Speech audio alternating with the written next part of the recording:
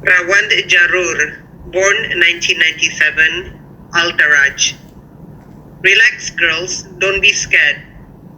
This is just the sound of aimless shooting. That's what our teacher said as soon as the bombing started. After a while, her mobile phone rang and she spoke a few words only. 120 martyrs! She smashed her mobile onto the floor and told us, "Go home, all of you."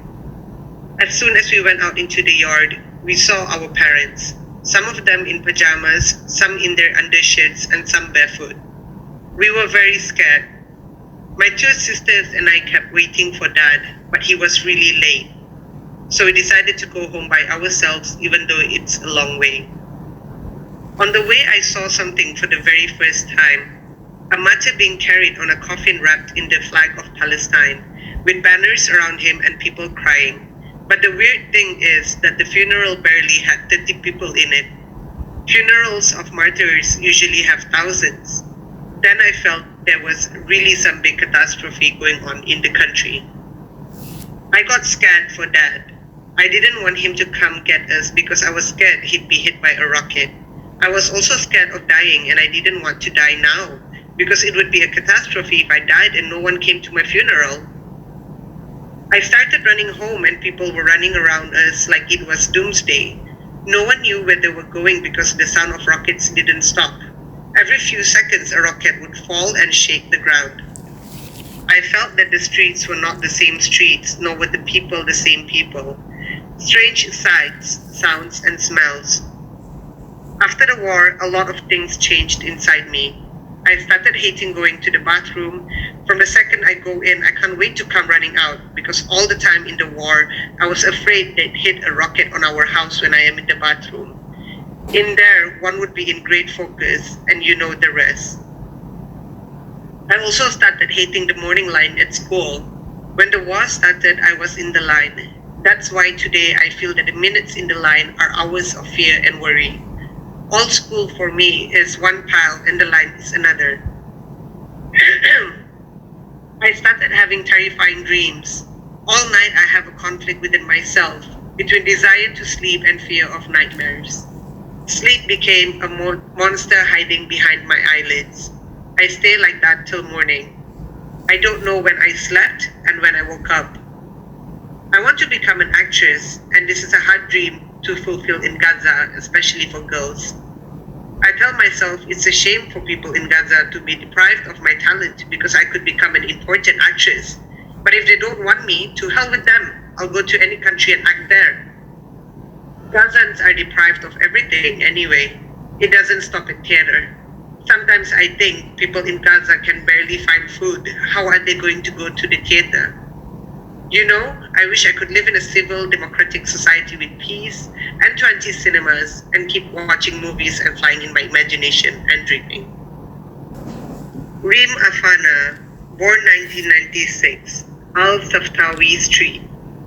When I was young, I used to feel that I was the happiest child in the world. But the more I grow and my mind grows, the more my worry grows. Because I start to understand things that I did not. I started to know the meaning of a deprived child. The thing that upsets me and makes me cry the most are children's tears. All children in the world, regardless of their nationality, religion, or color. When I grow up, I want to be a pediatrician. And that's the hope that gives me a big push in life. Even though I'm fed up, bored, and sad because Gaza doesn't have life anymore. Yesterday, I was sitting in school and I heard the sound of planes. I got really scared. I wanted to run away from school. I felt I was going to die because I remembered the war. The scenes of war won't leave my mind. On the third day of the war, my family was sitting together, talking about what was happening in the war, and my grandmother was reassuring us so we wouldn't be scared. We were actually calmed, even though the sound of rockets didn't stop, but my grandmother's warm voice was calming us. The phone rang. The lines never caught in the war, so when we heard the sound of the phone, we were happy. Hello? Yes. This is the Israeli Defense Army. You have 5 minutes to clear the house. It's for your own benefit. We have warned you. I couldn't stand on my legs anymore. Everyone in the house started yelling. My grandmother was the first one to run away. It was the first time I had seen her going so fast. My dad held me and my sisters and told us not to be scared. He was pulling me to leave, but I was going to die if I didn't take my teddy bear with me. I felt that I would betray him if I left him under the bombing. I escaped from Dad's hands and ran to my bear, took him in my arms and left. We all got far away from the house and sat down to wait for the 5 minutes. They were the longest 5 minutes in history. They became 10. We felt like they were years that passed. I was in a whirlwind. Thoughts and dreams were thrashing about in my head, and the world was spinning. I felt that the dream of being a doctor was very, very far away. I held the bear and remembered myself when I was small, how I was always laughing. I want to go back to being small and stay small. I don't want to grow up. But the only thing that comforted me was the love of people who didn't leave us for one moment. Gaza is full of love. Rima Al-Sadi, born 1995 as Sheikh Radwan. I was 9 years old when we returned from the Emirates. It was the first time I visited Gaza. The car was moving along the street and I was looking out from the window. I didn't like anything in the city. When we stood at a traffic light, a lot of kids came to the car begging, selling gum and biscuits. Then I hated myself and wanted to go back to the Emirates. Since then, I have lived in Gaza and will not leave it even if they give me a choice between it and Paris. Because I discovered that the love inside it is enough for the whole world, and that places are in their people, not in their buildings or views. Mom always talked to me about Gaza when we were in the Emirates. I liked it before I saw it, but once I lived in it, I liked it more. It has details that Mom didn't see, but it's such a pity.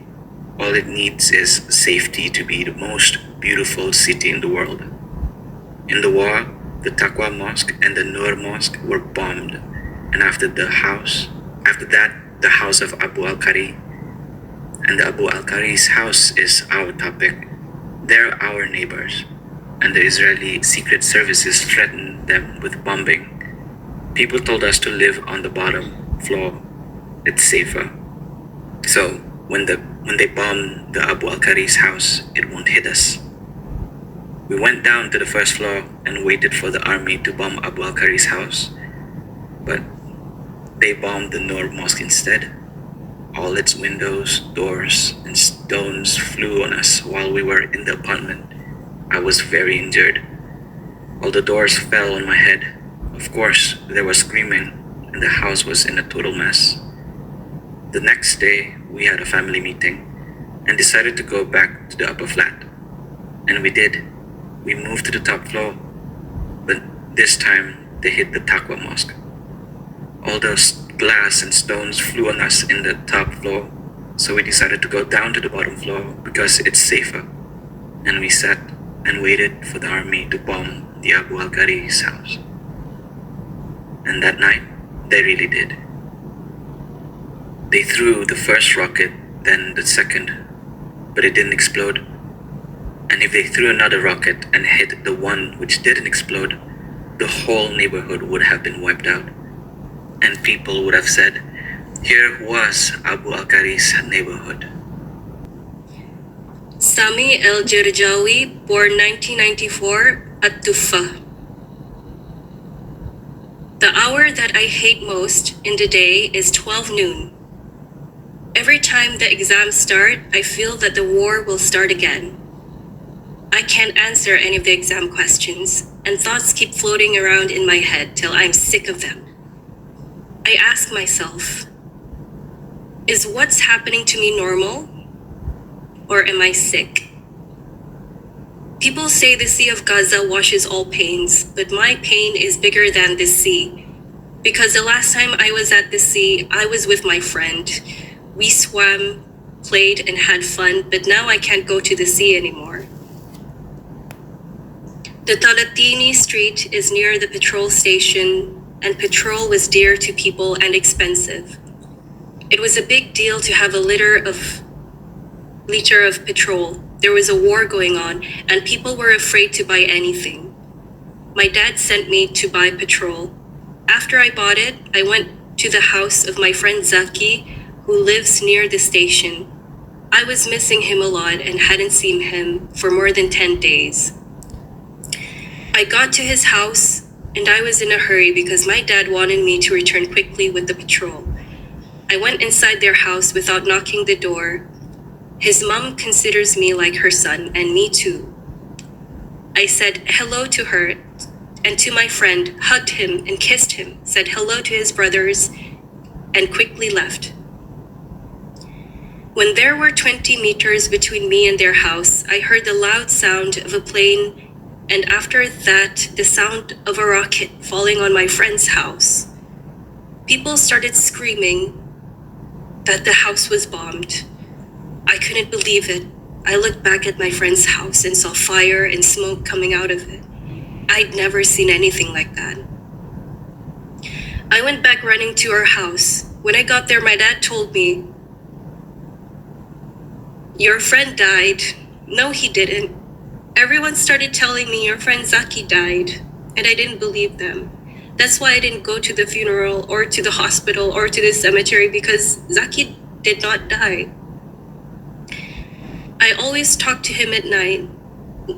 Well, not exactly to him. To his photo, I'm very upset with him because he doesn't come visit me, and I also stopped visiting him at home. I'm sure he's not dead. For sure, there will come a day when we meet. Then I'll blame him because I miss him so much. I have another friend living in Russia. He always tells me about Russia and the freedom and safety that he lives in. I feel that I'm not living.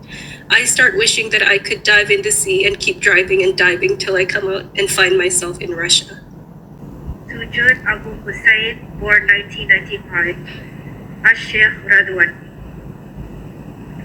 What I love most in Gaza is people's kindness and simplicity, and what I hate most is the political party fanatism. Sometimes I feel that there's a contradiction between all this love and kindness that people have, and this evil that controls the surface. If it was in my hands, I'd solve the problem of the Palestinian division tomorrow. In the war, they assassinated a big Hamas leader. All the media in the world covered the incident. But the whole world was in one valley and we were in the other. Because Modi and Saloma, my young brothers and dad, had gone to our land, and that's next to the Hamas leader. We called them 1,000 times, and as usual, the Jawal mobile lines wouldn't go through, which stressed us out even more. Mom started pacing the balcony like a small bird from whom they've taken her children. She imagined that the balcony would somehow rescue Modi and Saloma and Dad. I was really stressed. I started crying and I went down to my aunt. My aunt started soothing me. She lied to me and told me that she had called them and spoken to them. I knew that she had not talked to them, but she was holding me and crying. And I was crying too. When I went up to our house, I saw that Mom was still pacing the balcony. I forgot to tell you that Modi and Saloma are 5 and 7 years old. They used to sleep in my arms and my soul was connected to them. I felt at the time that my soul was going to escape and I would die. And honestly, only then I felt that there was a war on Gaza. Because I was busy with the computer all the time, and that day was the first time I lived the war. An hour later, there was knocking on the door of our house, and Dad came back with Modi and Salama. As much as I loved them, this was the first time I felt how much they were really dear to me, how much I couldn't bear to be parted from them. I put them on my lap, kissed them like it was the first time I held them. and Mom stopped pacing the balcony. And it was the first time I felt that she loved Dad like this. After the war, I started thinking, why are we like that?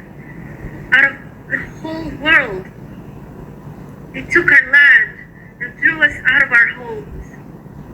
And because we are defending ourselves, all this happens to us? There's no water, no electricity, no phones, no petrol. What are we to the world? Aren't we human? Suha al-Mamluk, born 1995, Antifa. Every day, Gaza changes. That's why my dreams always change. And each time I make a step forward, I go 100 back. In the first hit of the war, I was going home from school and didn't know the road.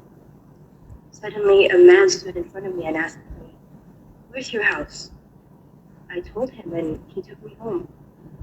I went down to the house quickly and asked my dad, "Why didn't you come get me?" My mom said, "It's normal, dear. We'll study." I told her, "There are no exams. The war started." In the afternoon, they hit the government building near us. My mom said, "It's normal. We are used to what is happening to us." We went running to the neighbors, each one looking out for himself.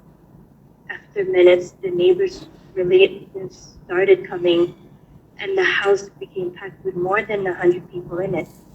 But still, things stayed normal for my mother. In the morning, Dad went to buy bread and stood in line for 6 hours, coming home with one pack of bread. Each of us got half a loaf, and still, my mom said, normal. In the evening, my parents decided to go to the hospital and visit the injured, and I went with them. In the hospital, we saw many corpses. They were 4 on each bed, under and top of each other. Only then my mother said, "This is not normal." The war isn't over. The war is big, and my fear is to grow up with it. I'm always scared of a new war. If a balloon bursts, I'm scared. If a car hits a strong brake, I jump 20 meters. And if a small kid yells, I start yelling with him. I stay up all night waiting for a new dawn, but each morning that comes is not different from the one that passed. Ali Al-Hassani, born 1995, Al-Saftawi Street. The thing I love most in Gaza is that it's not like the other countries.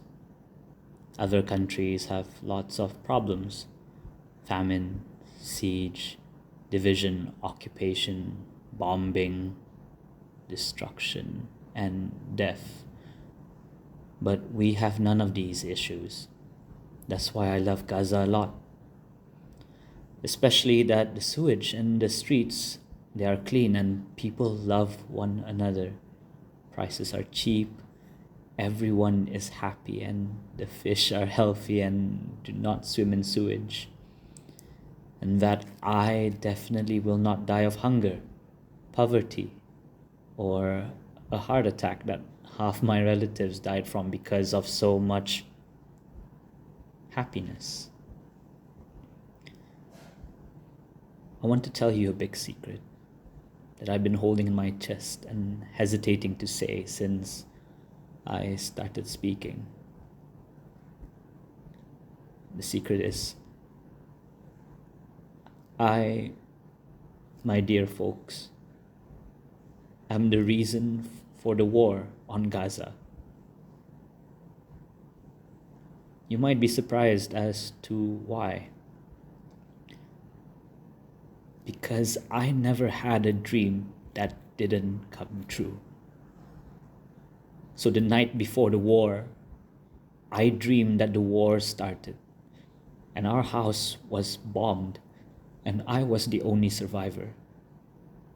The next day at 11:25, the airstrikes began on Gaza. The first shock I got in the war was when the strongest teacher in the school, the math teacher, hid under his desk in fear from the first second. And I thought, if the strongest teacher hides under the desk, what do we do? A lot of kids peed themselves. I started screaming and everyone started screaming with me. I was screaming for our house that I was sure was destroyed and for my family that I was sure was martyred. I went out running in the street, wanting to rush home to my family. But I waited for 2 hours, 2 hours for a car to take me. And in the end, I went home walking. All the way, I was imagining our house destroyed and my family dead.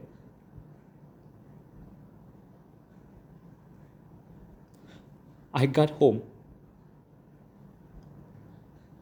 and found nothing was the matter. My family were taking down the windows so they wouldn't break from the air pressure.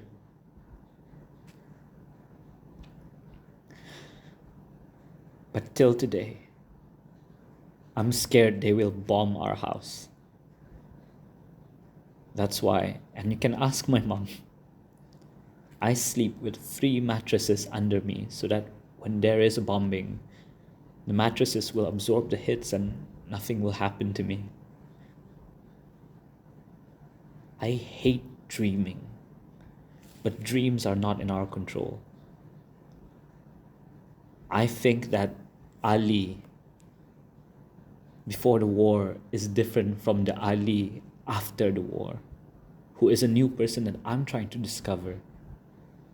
Before the war, I didn't understand anything about politics. I didn't know the head of state from the prime minister. I never listened to the news, but today, I became a political analyst. Al Jazeera, this morning, midday, this evening, harvest of the day, harvest of the week. I started following all these programs and discussing them. I started feeling that politics and news are very important in our life because they are what kills us and what gives us life. And also because I want to be the first to know if there's going to be another war. Fatima Abu Hashim, born 1996, Al-Jalaa Street. When I talk to Palestinian kids in Europe, I feel sorry for them. And I don't wish to be like them because they're in diaspora. They plant their dreams on a land that's not theirs. Dreams grow with the people and the country. I love life, love to play, and love people. I wish I could be the president of Palestine for one day so I can enrich love and peace between people, end the hatred and spite in their hearts, and end this internal division. This will be my first presidential decision. But unfortunately, I'm not the president, and that's why there was a war. The war opened up with bombing like rain. We came running out of school in fear and found the whole world running in the streets. People were looking for their sons and sisters and mothers. Everyone was running with their heads raised in the sky. Honestly, they looked strange. I saw one of them from a distance wearing pajamas, barefoot and running. When I first saw her, I didn't recognize her, but when I got close to her, wow, that's my uncle's wife. The chic one who doesn't leave the house without looking top notch. Then I was sure the war had started. It's been more than a year since we've been talking about the war. We lived it and continue to live it each day in detail. Because the TV, the phone, and the doorbell are all things that remind me of the war. And I don't like them. You know? I even threw away my mobile, and I'm most scared of being alone. I think What will I do if a war starts and I'm alone? Who will protect me? And when I'm with the family, I start to think how I will protect them. I had a big dream to become an actress, but this dream started shrinking slowly because people in my country don't look at an actress in a positive way, even though acting is important and allows me to relay the picture of the suffering of my country and society to the world. I have a second dream if the first doesn't work out, to be a journalist.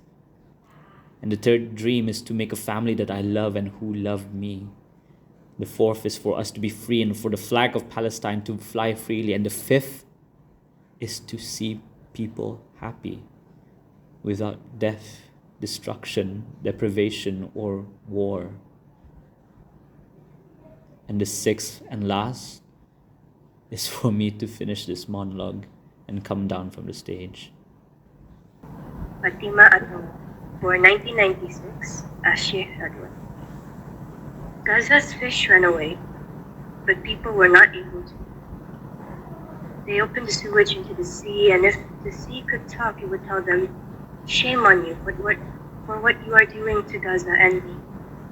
Instead of music and acting schools, Gaza became a school for shooting and murder. I'm very scared of nature. I'm scared of cockroaches and birds, and I worry day and night. The first day of the war, all the girls went home except me. I was the last one to leave school. I was sitting there, shaking, couldn't stand my legs. Finally, I felt that if I don't help myself, no one would. I gathered my courage and stood up, shaking. I walked like a tree in the wind, all of me trembling. People were walking near me, but no one felt me. The sounds of rockets got louder and the horror in my heart grew deeper. Usually the distance from school to my house is half an hour, but that day I got home in 15 minutes because of my fear. It was the time I was the most scared in my life. Every second I thought I would die. It was the first time I felt this terrible loneliness, even though the streets were full of people. I got home and stood at the window. A rocket fell near our house and I flew off the ground and landed on my back. For the whole war, I couldn't stand at the windows. I started sleeping in an inner room that doesn't have a single window. I think I'm still scared till today, but I pretend not to be. Muhammad El Omrani, born 1995. Al-Shuja'iyah Al-Montar. Gaza, the warm arms and the fire of hell. Horror, fear, death, and destruction.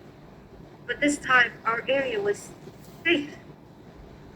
Every time the occupation attacks, they hit us first. But it looks like this time, they got bored of our area and wanted to make some change. So we got lucky. I used to spend the whole day sitting on a chair watching people running away from their houses towards the borders, carrying their belongings, sons and daughters, and going west. Some of them were carrying their kids on their shoulders, their mothers on their backs. Where they were going, you don't know, till all of Gaza got squeezed into one area. Then the distance became tighter, and they started running away from the mosque, and it got tighter and tighter till they got to our house. I said to my father, "What? Is it our turn now? But where are we going to go?" My dad insisted that we stay at home and said, "A person who leaves his house loses his dignity." I said to myself, "Kid, stay put. You're not better than others, and whatever happens, happens." All day, I would busy myself with food, and sometimes we'd go fill water with my cousins from the pipes in the street. It was about 1,000 meters away from the house. We used to take the donkey cart of Sabri. Him and his brother used to come with us to help. All the way, he would tell us about his heroic acts and his horse and how he would go to the wilderness and hunt birds with a slingshot. I never carried a slingshot. It's scary. But the stories were nice, and in those days, entertaining, despite our fear. We used to walk so as to lessen our fear from being in the streets. When daytime was over and night came, we would say, the night has come with its worries. We couldn't even sleep. I used to sleep for 15 minutes and wake up for 3 hours. How can you sleep with the bombing going on? And we're lying in bed waiting for our fate. Sometimes I look at the sky from the edge of the window and find the world so red with fire and smoke everywhere. And I'd ask myself, why is the whole world at rest? And we're living in an inferno.